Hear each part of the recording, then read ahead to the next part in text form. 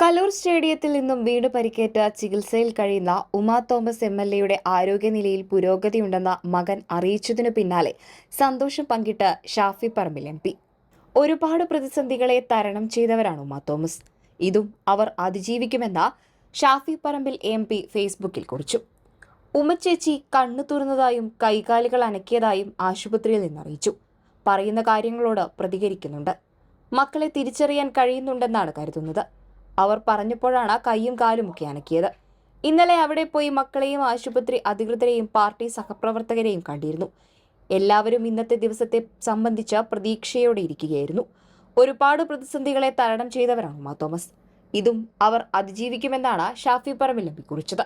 അമ്മയെന്ന് വിളിച്ചപ്പോൾ വിളി കേൾക്കുകയും ചിരിക്കുകയും ചെയ്തുവെന്നാണ് മകൻ വിഷ്ണു വ്യക്തമാക്കിയത്. കൈകാലുകൾ അനക്കിയതായും കണ്ണുകൾ തുറന്നതായും വിഷ്ണു പറഞ്ഞു. തീവ്രപരിചരണ വിഭാഗത്തിൽ ചികിത്സയിൽ തുടരുന്ന ഉമാ തോമസ് എംഎൽഎയുടെ തലയുടെയും നട്ടെല്ലിന്റെയും പരിക്കിന്റെ ചികിത്സയിൽ ആശാവഹമായ പുരോഗതിയുണ്ടെന്നാണ് മെഡിക്കൽ ബുള്ളറ്റിൻ പറയുന്നത്. തലച്ചോറിന്റെ ആരോഗ്യവും ബോധാവസ്ഥയും അളക്കുന്നതിന്റെ ഭാഗമായി സെഡേഷന്റെ അളവ് കുറച്ചപ്പോൾ രാവിലെ 7 മണിയോടുകൂടി രോഗി ഡോക്ടർമാരുടെ നിർദ്ദേശങ്ങളോട് അനുകൂലമായി പ്രതികരിച്ചു. ഡോക്ടറുടെ നിർദ്ദേശാനുസരണം കൈകളും കാലുകളും ചലിപ്പിച്ചു. തീവ്രപരിചരണ വിഭാഗത്തിനകത്ത് മക്കളെ തിരിച്ചറിയുകയും പ്രതികരിക്കുകയും ചെയ്തു. ഇത് തലച്ചോറിന്റെയും നട്ടെല്ലിന്റെയും പരിക്കിന്റെ ചികിത്സയിലെ വളരെ ആശാവഹമായ പുരോഗതിയാണെന്നും മെഡിക്കൽ ബുള്ളറ്റിൻ വ്യക്തമാക്കുന്നു. ശ്വാസകോശത്തിന്റെ അവസ്ഥ സാരമായി തന്നെ തുടരുകയാണ്.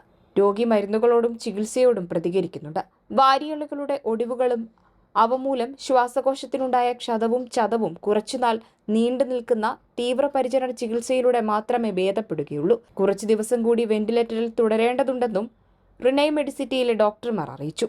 അതേസമയം സംഭവത്തിൽ പരിപാടിയിൽ പങ്കെടുത്ത സിനിമാ താരങ്ങളായ സിജോയ് വർഗീസ്, ദിവ്യ ഉണ്ണി അടക്കമുള്ളവരുടെ മൊഴിയെടുക്കാനുള്ള നീക്കത്തിലാണ് പോലീസ്. പരിപാടിയിൽ പങ്കെടുത്ത നൃത്ത അധ്യാപകരെ വിളിച്ചും വിവരങ്ങൾ ശേഖരിക്കുന്നുണ്ട്.